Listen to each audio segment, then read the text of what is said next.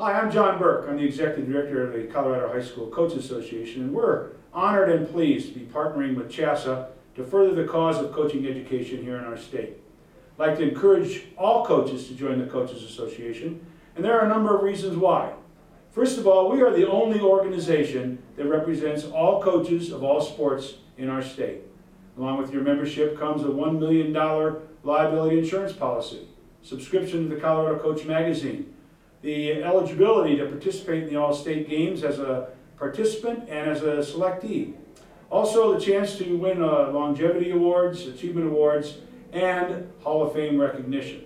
We are the only Hall of Fame for all coaches of high school sports in this state. Have a great day. Good luck in the fields and arenas of competition, and join the Coaches Association.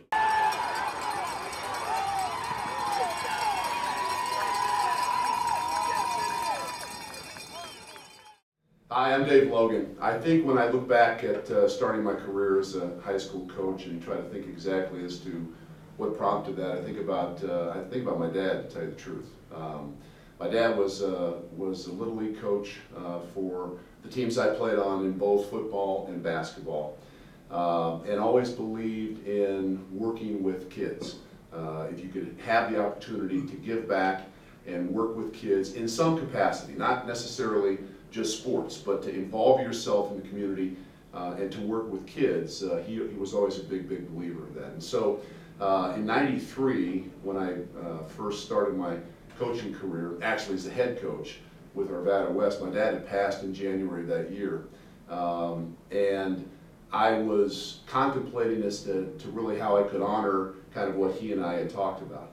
My middle school football coach was a high school teacher and a coach at that time, and he was the impetus behind me actually applying for the Arvada West job. I think without his advice and without his sort of acknowledging that he thought I could do this, which was important to me, I don't think I ever would have done it. I wouldn't have had the nerve to do it. So he later became my running backs coach my first 7 years at Arvada West. But I get back to just my parents were so involved with me in every facet of what I did, and I thought if I ever had the opportunity to work with kids in some capacity, not necessarily just sports, but in some capacity, I was pretty certain I would do that for as long as I could do it.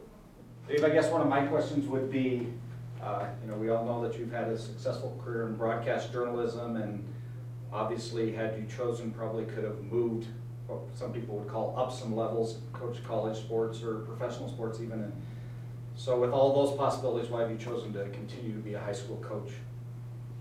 Well, I think that number one, I really enjoy working with kids high school age. I think that it's such an impressionable time, and I think that kids, a lot of coaches feel like kids have drastically changed over the course of the last 2 or 3 decades. And while I think there have been subtle changes, I think still kids look for mentors. I think they look for direction. I think they look for structure. And I have just enjoyed being part of the process of working with high school kids. I think if you look and see, and I look back to my middle school days first and then high school, but my middle school football and basketball coach so impacted me, and they are friends to this day. And so I think that sometimes as high school coaches, we have to be keenly aware that we have a tremendous impact on these young men, in my case, and we may not even know it. When we coach them, when we talk to them, when we're a sounding board for them, when you got to put your arm around them, when you drive them home because they don't have transportation, when maybe they have a breakdown of the family unit, and they look for and they need somebody to be able to go in and talk to, and they need that somebody to be able to listen to them. And so aside from the X's and O's, which I really like, I like the strategy of football, but aside from that, I think it's so important for coaches to understand their role as mentors of these young people, because you know, I think if you look back 30, 35 years ago, the two guys that influenced me the most, aside from my parents, were my high school, my middle school basketball and football coach. Maybe one other, Think so. go, Mr. Cotty. So, you were probably the premier three-sport athlete Colorado has ever had. Today, there aren't three-sport athletes anymore. Now, I'm not against change, but do you ever think we'll get back to where young people see the value of playing through at least two, maybe three sports? Well, I'm a huge proponent of multi-sport participation. Number one, I think you become a better athlete if you're competing in something. I know that, you know, football players want to get ready for the football season, and there's a certain element of the weight room and conditioning and so forth and so on. I've always believed if you're competing in something, you're taking a step towards becoming a better whatever particular sport you like. I think one of the reasons that we have moved away from multi-sport participation, frankly, is parents. And I think too often parents believe that at a really early age, their son or daughter has such a unique skill set that he or she is going to eventually become a professional athlete. And while that may be true, the percentages of that happening are so minimal, so minuscule, that I think we do a disservice to our young people by trying to steer them into one sport at an early age. What I've seen over 19 years as a head coach is that kids who play simply one sport when they're 8, 9, and 10 years old, and they play that sport exclusively, at times when they get to high school, they're burned out a bit. They're burned out on that sport, and then they have nothing else to fall back on. So what we see is we lose athletes in high school because they've participated in only one sport. And I think as coaches too, we have a responsibility.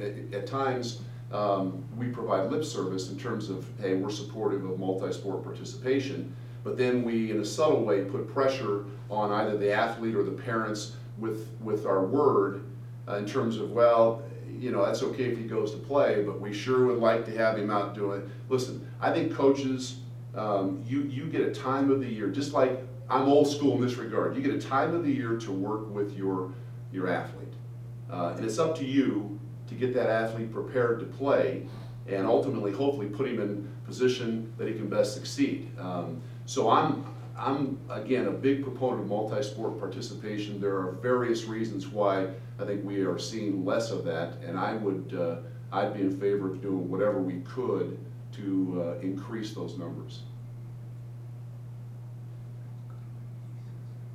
So my question was, I think a lot of us got into coaching realizing we were going to give something to young people, and we do, but I think most of us would say that it gave back way more to us than we ever imagined giving to it. Just wonder if you could speak to that in your experience. Oh, sure. Well, you know, I think back to, again, the two guys that really, again, aside from my parents, that helped shape me in terms of how I viewed not only sports, but life, were Jim Temple and Bob Lindenberg, both middle school coaches. And I think that most of us get into coaching for a couple of reasons, a variety of reasons, but a couple come to mind. One, we love the sport. You love the competition of it. You love, I mean, to me, and I love all sports, football is the greatest team sport in the world, because you can't, if you have a great quarterback, but you're not up to speed in some of the other areas, you're probably not going to win a lot. If you have a great running back, you can't dominate with one player. In basketball, as much as I love it, if you have a great post player or a great player individually, especially at the high school level, well then, you know, you can do some things and win a lot of games. Same in baseball. If you have a pitcher, no matter how good you are, the other team might be, if you've got a great pitcher, he can dominate. But in football, to me, it's fun to teach kids that the team concept has to come before the me concept. And in today's world, that's a difficult thing. But I have been blessed in 19 years to work with really some outstanding kids that now, as I get a little bit older, I think back, I still hear from so many of those players, so many of the 93 and 94 and 95 teams that now these guys have gone on and they're working in our community and they're family men and they're raising children, but they still will reach out. We still stay in contact, and to me, that's as big a reason as why you coach, is to establish the relationships, the lifelong relationships that you can enjoy. And I don't have, I have a daughter. I don't have, I've got one child, but I feel like I've got 19 years worth of boys that I've raised, and that in my heart, that's how I look at it. John? Dave, you mentioned 19 years. It's hard to believe that you're coming close to a 20-year head coaching career. What advice do you have for young coaches?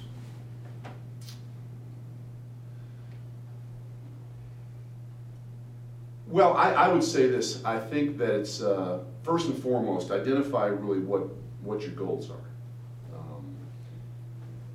I do see a certain segment of young coaches that get into the profession, avocation, I suppose, because they want to use it as a stepping stone to move on. And I understand that, because you got to start somewhere, and you're not just going to walk into a college, an NFL job without some experience. But I think for the most part, if you really want to be a high school coach, I think it's got to be something that is in your heart and soul, and you know that what you're doing is so important in terms of how you engage young people. I knew, I don't think we're ever completely certain, but I knew almost from the start that this was the level that I was going to stay at. I've had opportunities to coach in college. I've had opportunities to coach in the NFL. It doesn't mean that I'm anything great. It just means that I've been lucky and had opportunities, and I've turned them all down.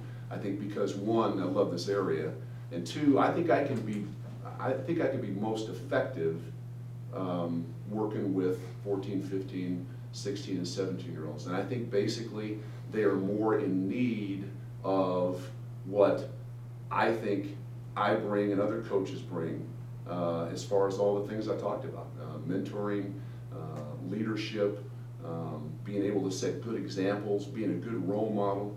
I mean, I think kids today need role models more than ever. And so I think it's important, again, and I said earlier with respect to coaches, it's important that we understand what comes out of our mouth really impacts kids. And you may not understand it or recognize it or believe it, but I'm a firm believer that it's not really what you say, it's what they hear. So I still can hear my coaches in middle school and high school with some of the things they said and how they said it. And so I just think it's important that we as high school coaches understand it. Dave, along the line with younger coaches, it's very difficult today to keep young coaches in the business because of their time commitment to their sport, their family, their job. And you most of all are a very busy man. What recommendations can you make to our younger coaches about how to parcel out all that time and still be successful in your family and your work and your coaching career? Sure. I think that if you're really going to do it the right way, if you want to be a high school coach, if you want to be involved with high school kids, it has to be a priority to you. It doesn't have to be the only thing in your life, but it can't be something that you do when you have a free hour or two. We have families, we have careers. I've been blessed in that I've been able to kind of set my career around my high school coaching, to tell you the truth, of which I'm reminded of periodically when I sit down and negotiate a contract. But I think that the really good, I've been around a lot of really good coaches, a lot of really good quality men in football, and they have different characteristics. And I try to have conversations with them and learn from them, and then pick 2 or 3 things that I really like and see if I can implement them into how how I do things and what my core beliefs are. But one of the consistents with these men is that they love high school football. It's a priority to them. It's, you know, you have family, you have your belief system, and for me, after those two things, it's high school football. You know, I don't make my living teaching, and yet I feel like I'm a teacher who just happens to make his living doing something else. But it's a priority to me, it matters to me, and I think I would, the recommendation I would say, or the advice I'd give to young coaches is that don't get in this if you just want to spend an hour or two and you're just in it to see, you know, because to relive the glory days. It's a much bigger and more important job than that.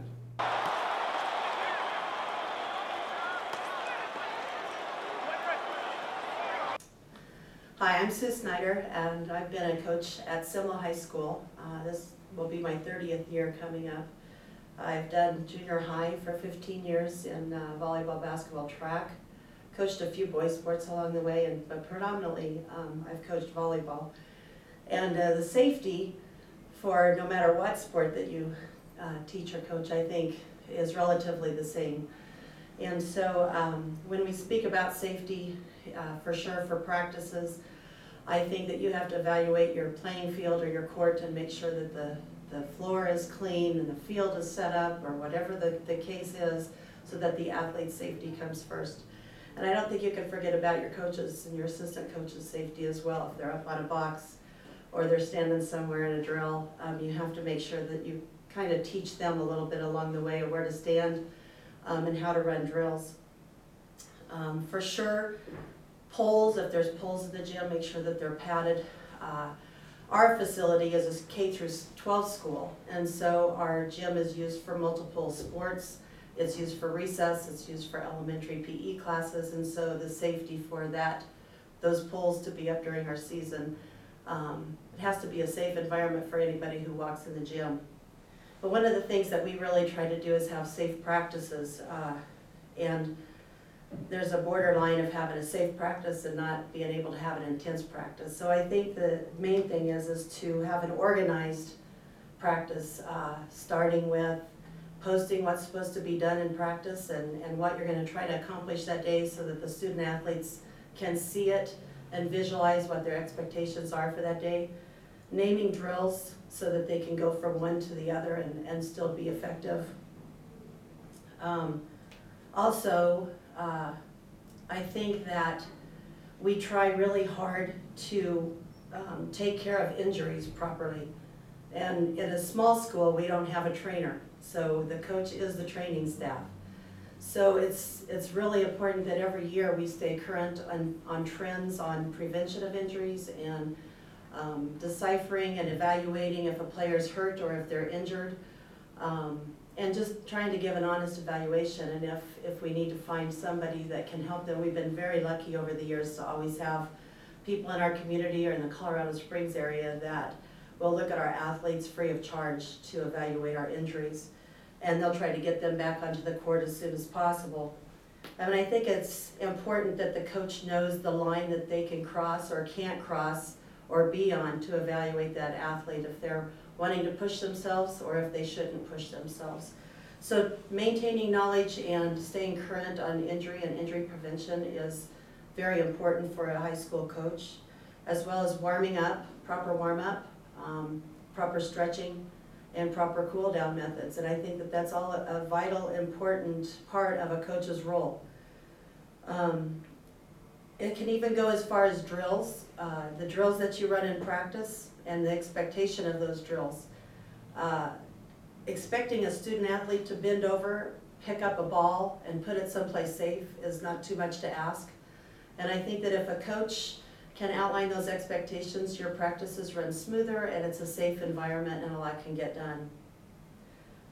We've always been fortunate to have registered dietitians in our area that will offer their time for peak performance from an athlete as well as just healthy living. And so I think safety also goes into their diet regimen and what they're drinking throughout the school day. And of course, pop machines aren't allowed anymore in schools, which has been a great thing. And So you see a lot more water bottles in kids' hands today. Replacing fluids and carbohydrates and making sure student athletes can have good practices in games. And with girls especially, you'll always have those one or two that are trying to cut weight, so they'll miss meals, then they get faint and dizzy at practice. And so it's important to always know and recognize those symptoms so that you can ask them the right questions and encourage them and talk to their parents about their eating. As far as games, we play in little shoebox gyms and we play at the state tournament, and there's all kinds of different obstacles that you have to work around in games. But one of the things that we try to do is to just do what we do in our own gym. And we look at the floor to make sure it's safe, that the poles are padded. But one thing that we can always do is basically where we stand as coaches is kind of an important element in volleyball, because in our warm-up, a lot of people and patrons and parents don't realize that we can play the ball anywhere in the gym as long as it doesn't touch something. So our warm-up, we would like to have that whole floor for warm-up, but what we have to do is we take our sub-level teams and we kind of outline our own boundaries, and they can help keep the balls up off the floor, as well as where our coaches stand. Just by standing in a certain spot or in a certain area can help control the crowd. So that's becoming more of an issue now than ever before. People are just, they walk onto the floor and they're not really paying attention what's going on the floor. And it's, to us, we mostly have 15 kids in our program, so if we lose one to an ankle injury from somebody walking in the gym underneath them, that's something that could be avoided. So we take great strides to minimize those. It even goes as far as bus rides. I think as coaches' duties don't just stop on the court or off the court, getting kids on and off the bus safely, helping the bus driver with routes, making sure that they're stepping down on solid surfaces, as well as hotels. And especially with females, it's important that when we go to the state tournament, we stay in hotels with indoor entrances and well-lit rooms. And I'm kind of a stickler on cell phone usage. We check our cell phones in our postseason, so kids can't text other kids from other schools, or so that the wrong people don't come to your hotels and put yourself in a jeopardy of being unsafe. Camps. We do a lot of camps, elementary camps, junior high camps, and again, making sure the facilities are safe, but that the proper technique is taught. And I think, like it's been said before, that attending conferences and clinics every year and staying current on the techniques, contact points for hitting and serving, stances and how to shuffle and what to lift in the weight room, those are all important elements that coaches need to be stay current on. I think that teaching the proper techniques and keys are integral for a successful program. Again, the clinics is a great way to do that, and mentors and stealing other people's ideas and having, I think, sucking up your pride and allowing other people to come in and work with your kids in the summertime is a great way to learn too. But all of that builds to mindful repetitions, and if a student athlete will practice mindful repetitions and they coach themselves from the floor up and they hear the keys in their minds of what their coach is expecting them to do, then their repetitions will be done the right way. So most of our athletes are 3-sport athletes, and so it's important not only for me to get the most out of our athletes with safety, but they're gonna go on and play basketball in a few weeks. They're gonna go on and run track. And like Mr. Logan said, we've only had, I think, one professional player and one Olympic gold medalist in our school in the lifetime of our school. The rest have gone on to be professionals in a lot of different things. And so realizing that as a coach, that yeah, you can push them and you can encourage them and you can encourage them to play hard, but they've got a long life ahead of them instead of something besides just athletics.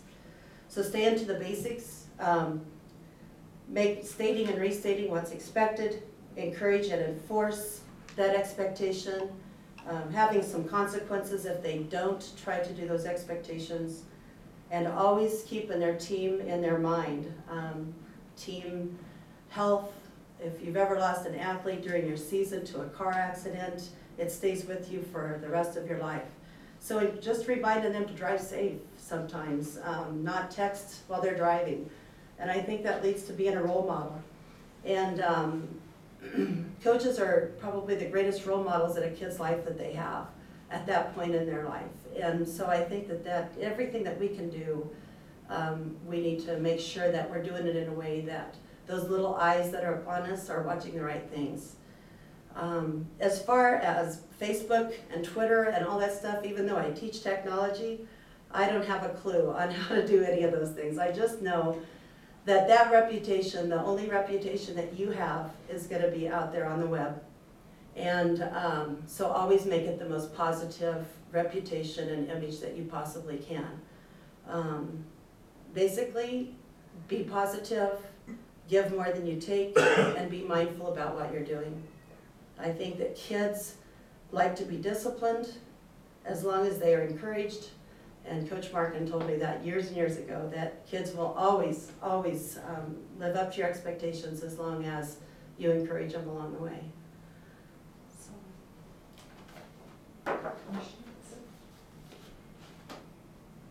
Okay, I'll throw one at you.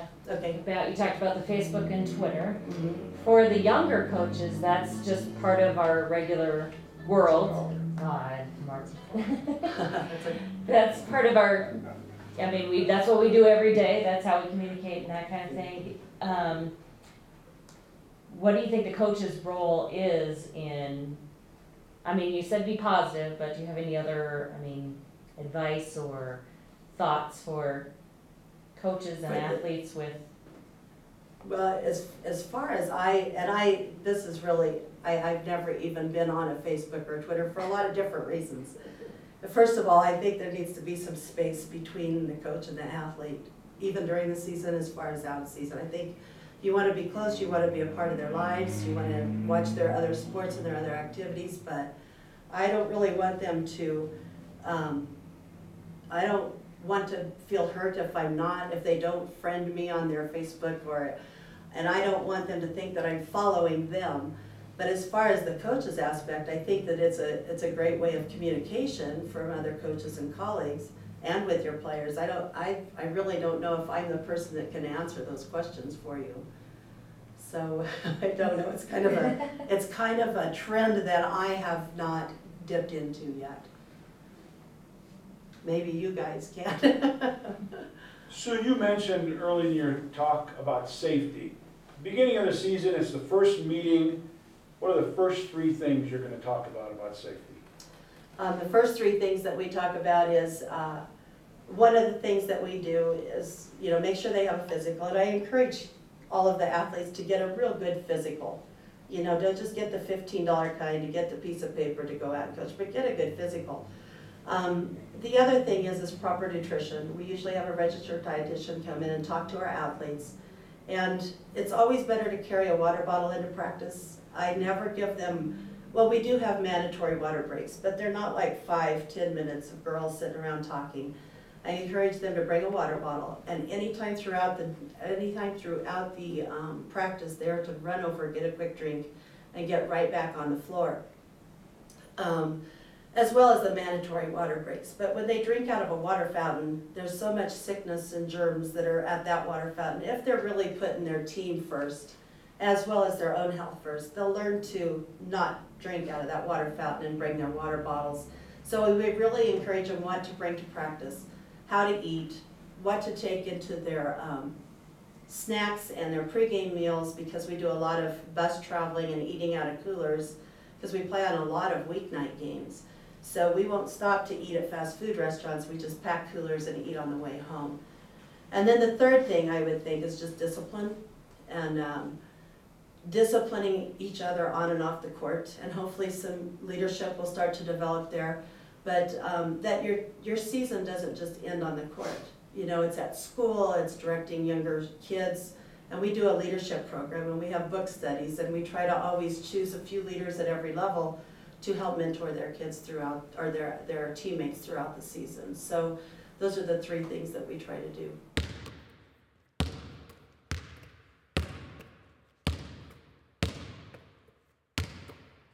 Hi, I'm Dick Cotty, and I'm the former basketball coach at Denver Christian High School.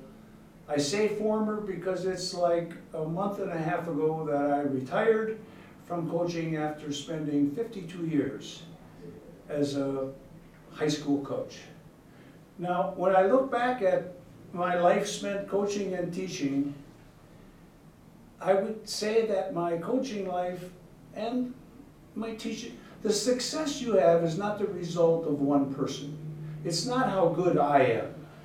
It has to have the ingredients of good players and a dedicated staff and a very supportive family. And when you blend that with maybe the passion and the energy of a coach, that then you can build a successful program. Early in my career, I realized the importance of gaining expertise and familiarity with the coach. I'm going to call it the coaching fraternity. When I came to Denver, there were a couple of veteran coaches that just reached out to me and said, why don't you come to Pueblo and go to the Colorado High School Coaches Clinic? And I went there, and I met people, and I learned, and I'm going to guess that in the 52 years I talked about, I have gone to at least one clinic every year. And I feel if you can just take home at least one thing from every clinic you go to, well, your desk gets pretty full if you're as old as I am, because I have a lot of one good things that I have tried to put into place. There are many other ways, I think, where a coach can broaden his horizons. I would want to say, though, that I don't think that a coach should try to be somebody else. He has to use the unique gifts that he has as he steps out and wants to become a coach.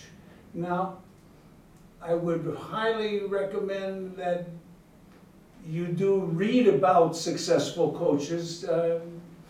I'm going to tell you, I was highly influenced by John Wooden because I grew up in the era when he was so successful, and I thought that he was just a man of, that I would like to be like. And then there was a high school coach in Kansas City that I think really had an impact on me, and maybe one from Virginia. So even though each of us must coach to our strengths, I think we can find mentors and models out there that can really help us. When you coach as long as I have, you have to be careful that, people say, how did you last so long? And you think, well, every year I get a new team and I'm not going to coach this year's team like I did last year's team. I've coached players of players, and fathers say, oh, he didn't do that when I was playing. And my answer would be, well, I hope not. If I'm still coaching 20 years later the way I did when he was playing, then I don't think you must coach to the kind of player you have, and I'm a believer in change, even though there are some things to me that are non-negotiable. But I don't think we can just say, well, it's always worked, and I'm going to just keep on keeping on. And so that's another reason why I think going to clinics and things like that are really very, very valuable. There are some things that you shouldn't change, though. I have some things that I call Crusader trademarks. And that's what I want every team to see when they play my team. And I want that to be this year. I wanted that to be true 20 years ago. Things like defense, like sportsmanship, like intensity, and all those things. I think those you always want to have. But I think you have to stay in touch and change as the game has changed. And then I think one more thing you want to teach your athlete is be a good teammate. If you have a group of girls that are good teammates, you'll have fun and you'll have a good team. So that would be my summary of what I've learned in my years my life as a coach. Coach Scott, you talked about the incredible career of over 50 years. There's a lot of young coaches out there looking at you right now. What advice do you have for young coaches? I think the sooner a coach comes in to the thing, mostly because of his love for the game and love for young people. But every coach likes to be in control also. Hardest job I ever had, one time I was the president of a coaches association, and all coaches are used to power and don't like being told what to do. I think the sooner a young coach learns that there are some things he can't control, that he can be maybe a happier or a coach who just says, I can do this. I tell my players, I hope I can follow it in my life. I think you always want to play hard, do your best, and leave the rest to God. So Coach, you've won multiple championships. How do you evaluate your own success?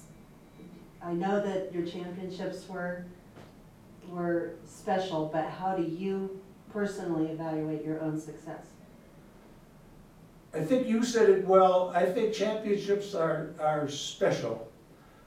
I would like to say it this way. I think the journey is the destination. Well, I've just finished a season that was just remarkable. But it was the whole season. It wasn't just that last night getting the ball, but it was everything we did during that year that I think really made that season successful. Coach, over the years, we all have players that have troubles, and sometimes they're in trouble in school. What suggestions can you give to coaches? Because a lot of times, it's real easy just to say goodbye, go elsewhere. What's your concept on how to help those young men out and women? I think the most important thing that you can be as a coach is be there for them. Build up a relationship. I don't necessarily ever want to be their friend, but I want to be that person that they trust and that they will come to. And then it's amazing what young people carry with them. And I think someone else said, they don't necessarily hear exactly what you say. They're going to apply it to their situation. But I just had a gathering of some 60 of my former players. And to hear from them remembering what was said or done made my life seem, there was something about life after basketball that we learned during the season. Because every time you play, you hope that they can apply the things you encountered on the court somewhere in life, and they certainly gave evidence of that. Let's further the cause of education for coaches in this state. Join the Colorado High School Coaches Association and all the membership benefits it provides. Thank you very much.